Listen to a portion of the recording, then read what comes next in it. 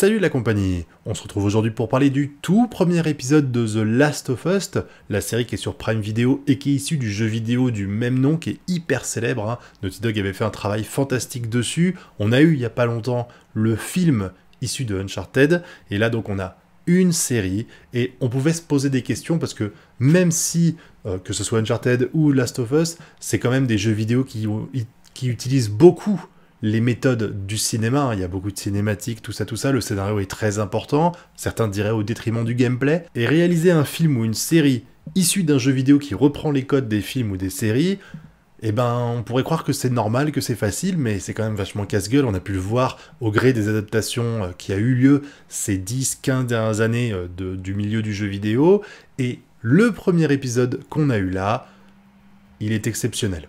Alors, je tiens à préciser avant que je n'ai pas joué à Last of Us. Alors, je connais quand même les grandes lignes du scénario, je savais que Ellie, elle est l'antidote, en fait, qui permettrait de sauver le monde, et que le mec qui va s'occuper d'elle, sa fille est morte. Mais, en dehors de ça, c'est vrai que pour moi, c'est un petit peu le flou, ce qui fait que j'ai un regard neuf, et que je peux regarder cette série sans avoir le poids du jeu vidéo sur les épaules, parce que j'ai pu voir sur Twitter qu'il y a des gens qui disaient « Ouais, ce personnage-là, il est mieux fait dans la série, enfin dans le jeu vidéo, ouais, celui-là, il a moins de charisme que son personnage dans les jeux vidéo. » Enfin voilà, moi j'ai pas ça. Vraiment, je peux regarder cette série comme si c'était une vraie nouveauté, pas un truc issu du jeu vidéo, et ce que je peux vous dire, c'est que ce que j'ai vu, eh ben j'ai kiffé à mort, parce que l'ambiance, alors vous savez, si vous me connaissez un petit peu, je déteste les trucs d'horreur, genre une série sur Resident Evil, c'est vraiment pas ma came à la base, et là en fait j'avais un petit peu peur, parce que comme j'ai pas joué aux jeux vidéo, je sais pas à quel point en fait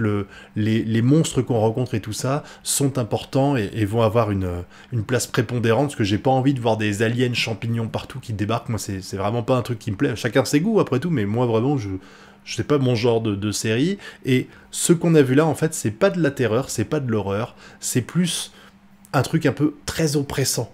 L'ambiance générale était très oppressante, et elle était, je pense, très bien retranscrite. Alors, on commence avec le petit film au départ, qui m'a fait flipper, là, la petite scène avec les deux personnes qui parlent des champs, enfin, il y en a un qui parle des bactéries, l'autre qui parle des champignons, dans les années 60, en disant que, oh, si le réchauffement climatique a lieu et que les champignons mutent pour survivre à une température supérieure, parce que là, ils peuvent pas vivre dans un corps en dessous de 35 degrés, enfin, au-dessus de 35 degrés, si jamais la chaleur de la Terre continue à monter et que les champignons s'adaptent pour survivre, eh ben, ils pourront venir dans le corps des humains. C'était une très belle façon d'annoncer ce qui va se passer, et du coup en fait tout le début de l'épisode, quand on voit quand on se balade dans les rues, on sent que c'est encore calme, il n'y a pas de soucis et tout, et ben on attend ce moment-là. Vraiment, moi j'étais là, je me disais mais quand est-ce qu'on va voir une personne foutre le bordel. Bon, quand j'ai vu la vieille là, je me doutais que ce serait elle. La meuf, elle peut pas bouger de son fauteuil, elle est carrément, c'est végétatif, son état. Je me doutais que c'était elle qui allait d'un coup pouvoir se lever et tout casser. C'est ce qui est évidemment arrivé. Mais avant que ça arrive, je trouve que la relation qu'il y a entre le père et la fille est hyper touchante. Vraiment, ça m'a... J'étais là à me dire, j'espère que ce sera pas comme dans le jeu vidéo et qu'elle va pas mourir et qu'il va y avoir un autre truc, même si secrètement je me doutais que ça n'arriverait pas, mais quand on la voit là, tu sens une relation qui est extrêmement fusionnelle entre eux, même s'ils s'envoient des petits pics à droite à gauche, tu sens que c'est toujours gentil. Elle va réparer sa montre pour son anniversaire, lui il s'occupe d'elle, il regarde un film, tu sens en plus que elle a un rôle important, presque de mère. Pour lui, j'ai le sentiment, en fait, elle lui dit « Vas-y, tu achèteras un gâteau pour ton anniversaire, on va regarder le film que tu veux pour ton anniversaire. » Voilà, ça fait vraiment ça. Je sentais une fille hyper gentille, hyper altruiste, et quand elle meurt dans ses bras, là, quand le virus arrive, en fait, c'est cool parce que comme moi, je connais rien à cette histoire-là, j'étais dans la même situation qu'eux, même si moi, je savais que c'était les champignons, mais en fait, c'est la panique dans la ville, il se passe des choses, on comprend pas, en fait.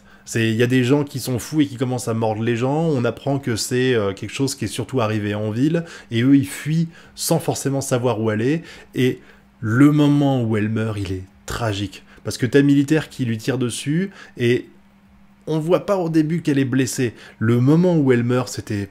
oh là là, moi j'avais tellement de peine. J'avais tellement de peine de voir ça, plus pour elle que pour lui en fait. Même si lui j'étais triste hein, que sa fille meure forcément en tant que père, mais le fait que elle meure, et en plus tu sentais que jusqu'à présent elle était toujours sereine même par rapport aux événements qui se passaient devant elle. Là elle est en mode panique, oh mon dieu, je suis troué, je vais mourir.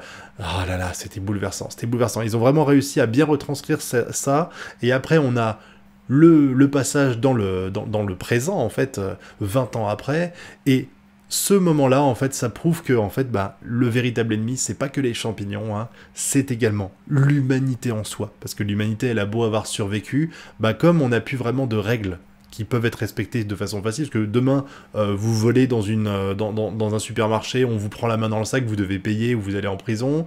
Si jamais tu peux pas arriver demain et braquer une maison ou piller quelque chose, voilà.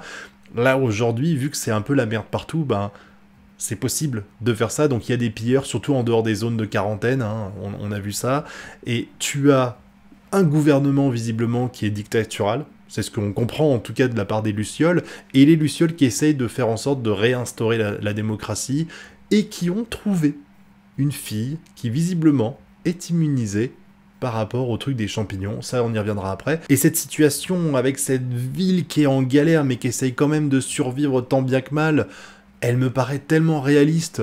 J'avais presque peur en fait, parce que déjà le discours du mec sur le champignon, je me suis dit merde, il a raison, avec le réchauffement climatique ça pourrait arriver, mais en plus de ça, on n'a pas le sentiment en fait d'avoir un truc très artificiel. On imagine bien, au bout de 20 ans qu'ils se sont organisés, qu'ils ont fermé la ville, il y a des gens qui essaient de faire de la maintenance, ils donnent des coupons. Des coupons par rapport au travail, il n'y a plus d'argent au sens propre du terme, c'est des coupons de ravitaillement, je crois, qui sont échangés. Je trouve que vraiment, on y croit.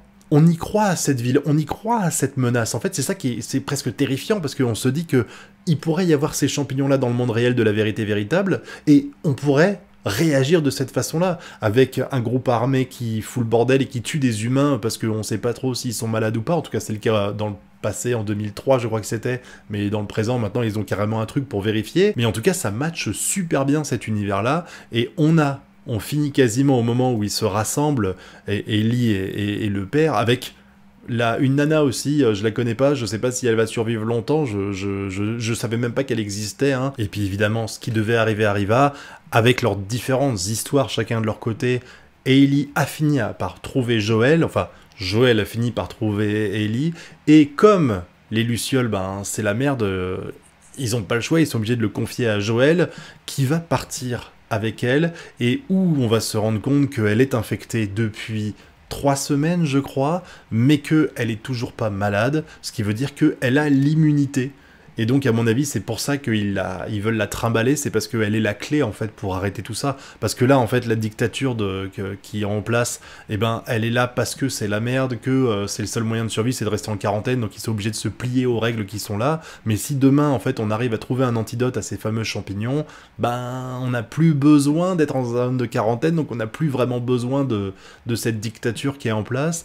Et donc, à mon avis, on va voir des moments où, non seulement il va y avoir les vilains champignons pas beaux qui vont foutre la merde, mais en plus il va y avoir les militaires qui vont essayer de les arrêter, ce qui est d'ailleurs le cas à un moment donné, hein. Ce passage était aussi très touchant parce qu'on se rend compte que, bah c'est normal, mais même 20 ans après, il se souvient encore de la façon dont sa fille est morte dans ses bras à cause du militaire, donc quand il voit l'autre là, qui pourtant lui avait donné des coupons parce que bah, il dealait avec lui, et ben il lui fonce dessus, il lui marave la gueule. C'était rigolo d'ailleurs qu'ils soient en train de pisser. J'aime bien le moment où il est là, il range son pénis pour sortir son âme et dire qu'est-ce que vous faites là? Ça m'avait trop marré. Mais je trouve que on ressent bien en fait sa peine à lui. Je trouve par contre que le personnage de Hayley, j'ai encore un petit peu du mal avec, bon parce qu'elle est froide et distante, hein, c'est normal. J'étais surpris parce que je m'attendais en fait à ce que ce soit la gamine qu'on avait au début, vous savez, quand elle marche jusqu'à la ville et que elle se fait tuer parce qu'elle est infectée. Je pensais que ça allait être elle, Hayley, et finalement non, c'est juste pour montrer que on bute les gens infectés, voilà. Mais je trouve que cet épisode-là, en fait, cette mise en bouche qu'on a eue de Last of Us, elle est extrêmement réussie, elle explique parfaitement bien tout. Je vous avais dit déjà, si vous avez vu des vidéos, si vous avez parlé avec moi en live, parce que j'ai pas fait de vidéo sur Witcher, j'avais dit que je trouve que c'était difficile de rentrer dans l'univers de Witcher si on n'avait pas joué au jeu, parce que y a rien qui est raconté. Et là, je trouve que tout est bien détaillé. C'est pas non plus trop détaillé dans le sens où on nous tient pas par la main, mais on nous donne les informations essentielles qui nous permettent de comprendre l'univers. Peut-être que c'est raconté de la même façon dans le jeu vidéo, hein, c'est tout à fait possible, mais en tout cas si c'est le cas, bah, le jeu vidéo est très bien fait aussi. Mais là, j'étais content en fait de pas être lâché, genre bah voilà, on balance le truc, les fans du jeu connaissent, donc on n'a pas besoin de raconter. Là vraiment on a un truc, c'est pas trop lourdingue l'intronisation de tout ça. Et même si je suis pas forcément fan encore de Hayley, mais je pense que c'est parce qu'elle est froide vu ce qu'elle a dû vivre, et ben moi elle me convient bien. Alors c'est sûr que je suis pas influencé par l'expérience du jeu vu que j'y ai pas joué, mais moi elle m'a pas choqué. C'est clair que bah, j'ai vu les gens qui se plaignent, genre il y avait un commentaire sur Twitter, c'était oh là là, on dirait qu'un train lui est passé dessus. Bon, c'était pas un canon de beauté, mais Joël l'est pas non plus, hein, et on n'a pas forcément besoin d'un mannequin et d'une blonde aux yeux bleus pour jouer le rôle d'Ellie, donc je trouve que elle est tout à fait cohérente dans ce rôle-là, et j'ai vraiment hâte de découvrir la suite, hein, comme je vous ai dit.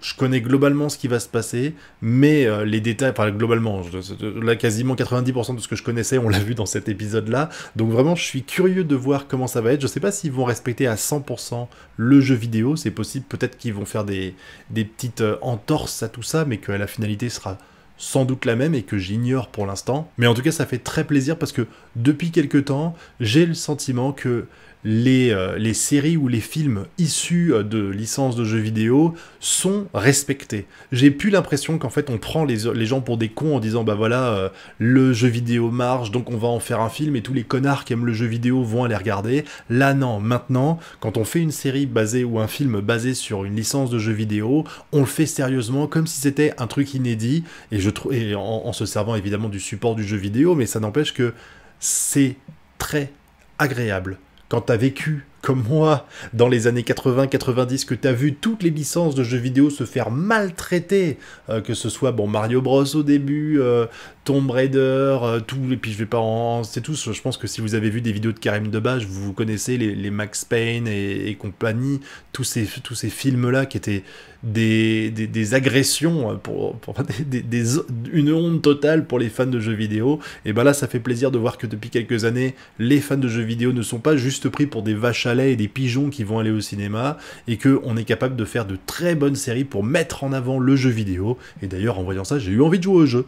Hein, je m'y mettrai peut-être un de ces quatre en live. Hein. En tout cas, j'attends que vous me donniez votre avis sur tout ça dans la zone commentaire. Et puis n'oubliez pas le pouce bleu, l'abonnement et le partage. Quant à nous, on se retrouve bientôt pour de prochaines vidéos. Et d'ici là, je vous souhaite de bien kiffer. Tchuss!